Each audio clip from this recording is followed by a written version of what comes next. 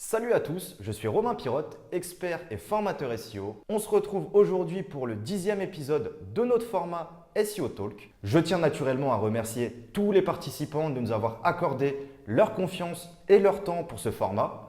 Vous pouvez les retrouver en description de chaque vidéo si vous souhaitez davantage de contenu ou les suivre directement sur leur réseau.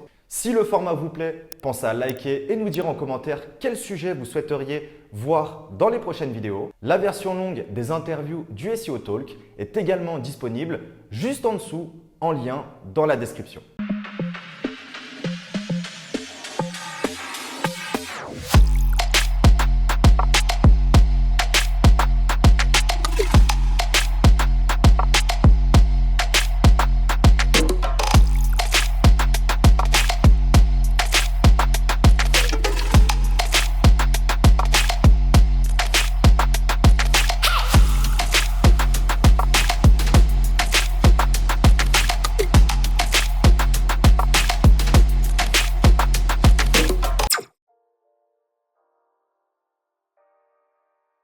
La réponse, je te la donne, moi, c'est l'affil.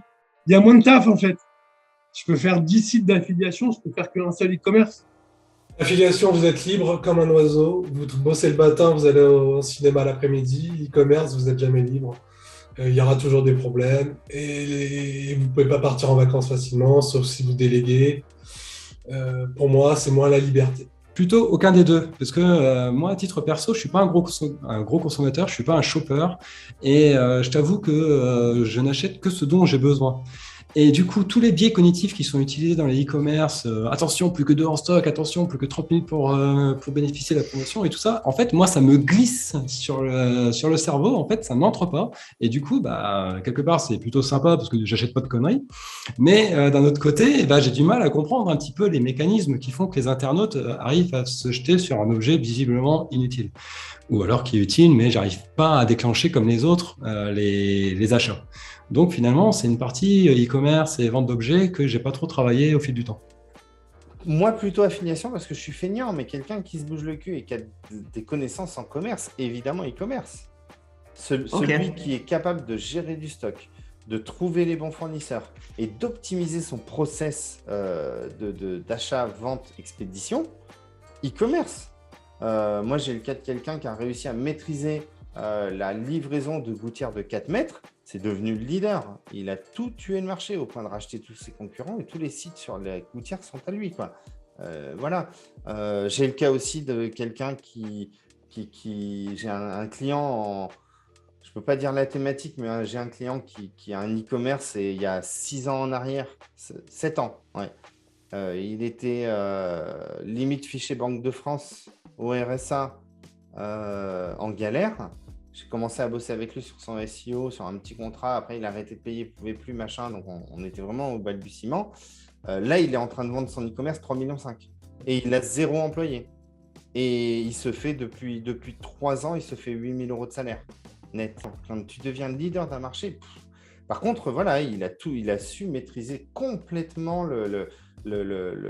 déjà la plateforme d'expédition. Et surtout les achats, quoi. C'est-à-dire que les conteneurs, il appelait les fournisseurs sur tel modèle, vous avez combien de stock? Je prends tout, je ne veux pas qu'un concurrent il ait du stock, quoi. Je prends tout. Voilà, 100 000 € de marchandises, j'achète, go, hop, envoie. Voilà, il a tout cassé, quoi. Commerce. Parce que la file, faut des bonnes affiles.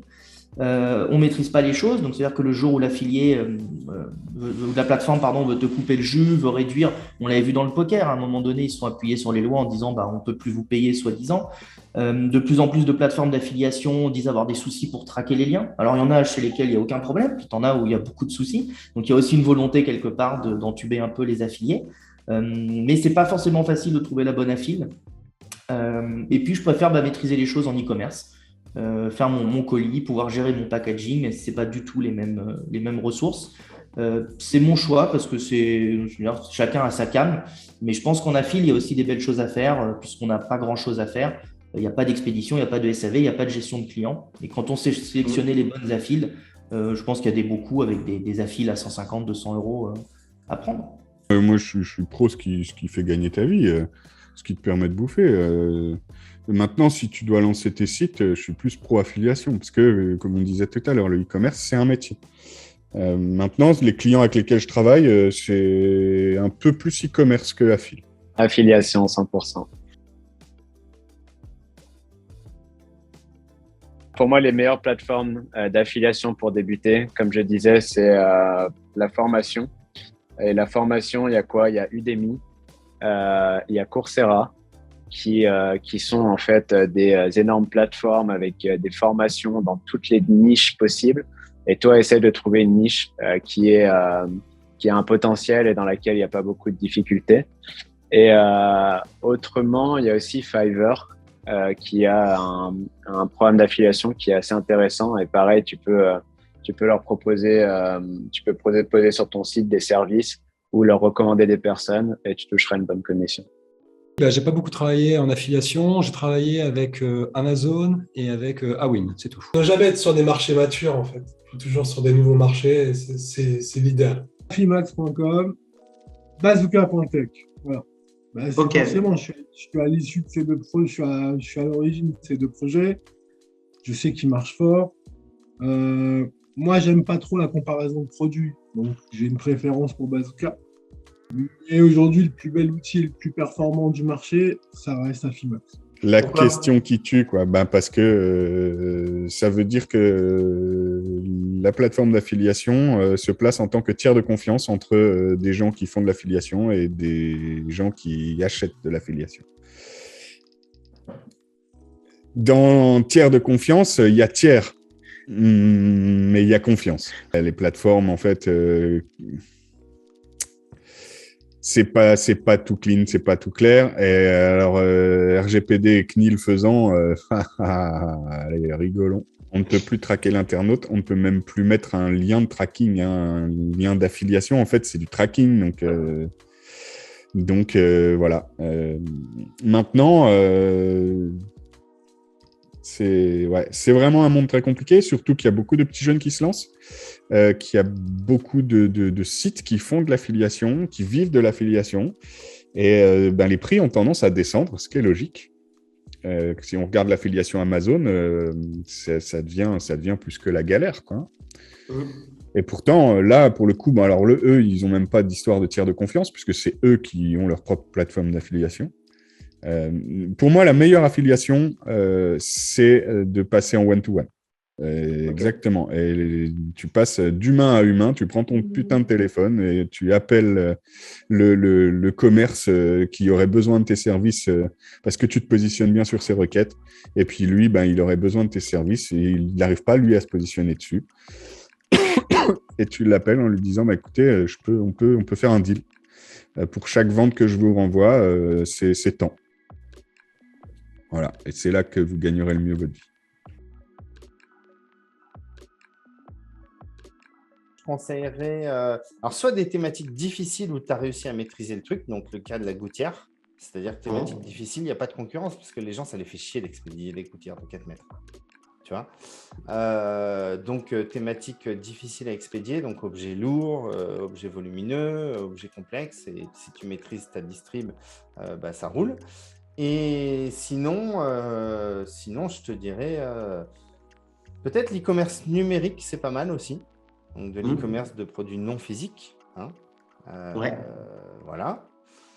Et sinon, je pense que l'e-commerce de produits personnalisés, je pense par exemple à des Nike Air Max personnalisés, ce genre de truc, ça doit être pas dégueu. Je connais pas, je dis ça comme ça, mais je pense que ça doit pas être mal. Ça les rend uniques et du coup, ça leur donne de la valeur.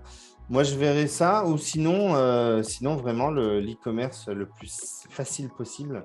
Donc, je ne vais pas dévoiler ma niche puisque c'est ce que je suis en train d'acheter, mais tout ce qui peut s'expédier dans des enveloppes de 2 cm là. C'est chaud. Hein. Alors, tu as e-commerce et dropshipping qui peut s'apparenter à du e-commerce, sauf que tu n'as pas tout le problème de logistique, mais par contre, tu as tous les autres problèmes du e-commerçant, hein, évidemment. Il y a des gens qui arrivent à faire des merveilles avec des monoproduits. lisseur pour cheveux, des conneries, des trucs. Mais ils font plus des merveilles en réseaux sociaux qu'en e-commerce, en SEO, vraiment. Donc, ouais, le e-commerce, j'ai pas de thématique à conseiller. C'est très, très compliqué. Pour moi, je vois ça comme quelque chose de très, très compliqué, le e-commerce. Choix de thématique, j'adore le print on demand et les marques de textiles, évidemment, parce que j'ai une plateforme. Donc Dropshipprint imprime pour vous, ce qui vous permet de juste vous prendre la tête sur la création du site, ranker, et puis après, vous laissez vendre. J'aime beaucoup aussi tout ce qui est lié aux thématiques de loisirs, parce que les gens dépensent beaucoup d'argent dans le loisir, surtout les loisirs où c'est du consommable. Je pense aux balles de golf, les balles de tennis, les bouillettes pour la pêche. Voilà, c'est des choses qu'on a besoin régulièrement. Et après, j'aime aussi beaucoup les bijoux, parce que c'est petit, il y a une belle marge et c'est pas chiant à expédier. Donc, il n'y a pas de casse, ça passe en lettres suivies. Voilà. Et puis, tout le monde porte des bijoux, en fait. Mon process d'un projet réussi. Je commencerai d'abord par hyper bien penser mes catégories sur un e-commerce ou même sur un site d'affi, peu importe, mais hyper bien réfléchir à mon plan. Donc, j'utilise moi Xmind et dans Xmind, je me fais mon plan. Okay. Je note où sont les points de conversion, les pages de conversion, les pages de blog, les pages de vente, les pages de... Ce que tu veux, en tout cas, tout le cheminement, il faut vachement bien le réfléchir. Et donc, du coup, après, évidemment, si tu arrives à créer une communauté, c'est le top. C'est vraiment le point où je suis vraiment pas bon. Mais pour moi, ceux qui arrivent à créer des communautés, je suis toujours hyper impressionné par les gens qui arrivent à amener d'autres gens vers eux, tu vois. Vraiment ce côté LinkedIn, Insta, Facebook, tous ces trucs-là, moi, c'est des trucs que je maîtrise absolument pas, mais je trouve ça excellemment bien. Par exemple, j'ai un collègue qui a monté un e-commerce bébé qui ne vit que grâce à Insta. Et en fait, sa femme, elle a fait des formations Insta de partout et elle a tous les codes de l'Instagrammeuse de ouf. Et je crois qu'elle a 60 000 personnes sur Insta. Quand elle balance un produit dans la journée, tout est vendu, quoi. Estimez la valeur du site web. Si c'est vous qui le faites, demandez au moins 1 ou 2 devis, histoire de vous situer. Vous prenez cette somme-là, vous la multipliez par 2, et ça va faire votre budget com. Donc ça, déjà, c'est la base. Hein. Le budget com, c'est 2 fois le budget de la création du site. On voit tellement de gens qui arrivent avec un magnifique site, qu'ils ont payé 30 000 balles, et puis qu'ils ont plus que 0 derrière pour faire de la com, ils ont juste perdu 30 000 balles en fait. Oui, dans le process, ça c'est méga important. Et puis après, recherche de mots-clés, structuration de l'information au sein du site, que ce soit ton contenu qui génère du lead ou que ce soit ton contenu éditorial informatif.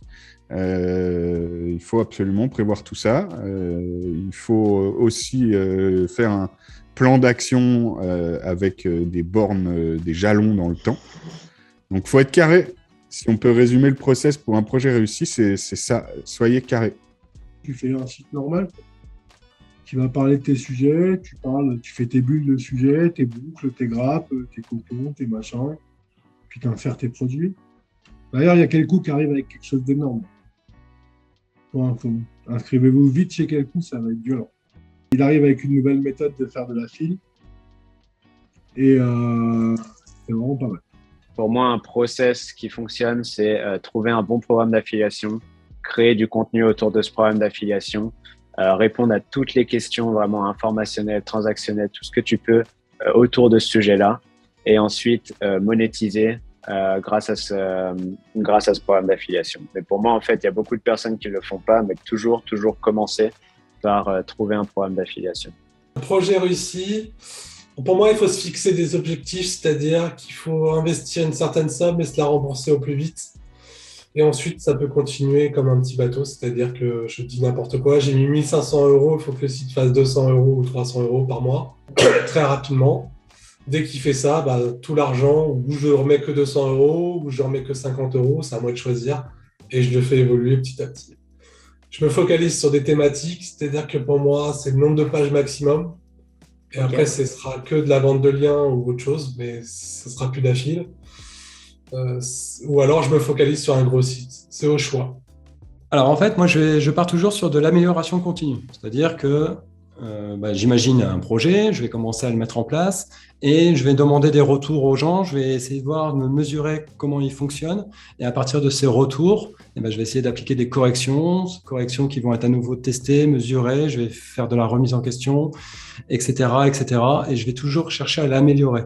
Et un petit peu à la fois, on va obtenir un optimum et à ce moment-là, on pourra être satisfait puis on pourra laisser le projet vivre sa vie tranquillement. Pour un e-com, donc la première chose, c'est ma recherche de mots-clés. Est-ce qu'il y a du volume de recherche cumulé, longue traîne, requête d'achat, requête d'intention ou de guide et conseils en fait. Je regarde si j'ai un volume assez intéressant. J'essaye de taper à au moins 10 000 par mois. 10-15, c'est pas mal. Donc, c'est cumuler plusieurs mots-clés à 1000, à 500, à 300, bien évidemment. J'essaye vraiment qu'il y ait de la demande. Une fois que j'ai fait ça, j'essaye de rechercher des fournisseurs de confiance, des gens avec qui je peux bosser. Je valide que j'ai au moins x2 ou x3 de marge. En dessous, j'y vais pas parce qu'aujourd'hui, si on veut être localisé en France, avec le stock, le support, le SAV qu'il faut fournir, les charges, la comptabilité, voilà, on le sait. Et puis, tout simplement, je valide aussi mon expédition, que j'ai pas des produits qui vont casser, que j'ai pas de produits qui peuvent être périmés, que j'ai pas de vol possible ou autre. Donc, ça part bien dans un colissimo avec numéro de suivi, il n'y a pas de souci. Puis, une fois que j'ai tout ça, je rank. Voilà, tout simplement. Et à nous, on a créé ça en fait parce que nous, à la base, on s'en servait. On avait besoin d'imprimer des. On avait des sites sur lesquels on vendait des t-shirts. Ça me faisait chier de faire du stock. Du coup, on a développé tout un système en 2014-2015 avec un imprimeur qui est à côté de chez nous. Donc, on a fait un partenariat. On a fait un partenariat ensemble et maintenant, j'ai plein de boutiques, mais j'ai aussi pas mal de clients qui ont des Shopify, qui ont des sites comme ça et qui, au lieu comment dirais-je, d'imprimer ou de faire du stock, ils nous passent les commandes, quoi. C'est la fin de cette vidéo. Si le format vous plaît et que vous avez appris quelques bonnes pratiques, pensez à liker la vidéo et à nous donner votre avis en commentaire. Si vous souhaitez qu'on aborde des sujets en particulier dans les prochaines vidéos, n'hésitez pas tout simplement à nous le mentionner. Je remercie une nouvelle fois tous les intervenants qui ont répondu présents pour ce format. Retrouvez les liens de tous les experts en description de cette vidéo, ainsi qu'un lien pour obtenir l'intégralité gratuitement du SEO Talk. C'était Romain Pirotte, expert et formateur SEO pour le SEO Talk. On se dit à très vite. Ciao.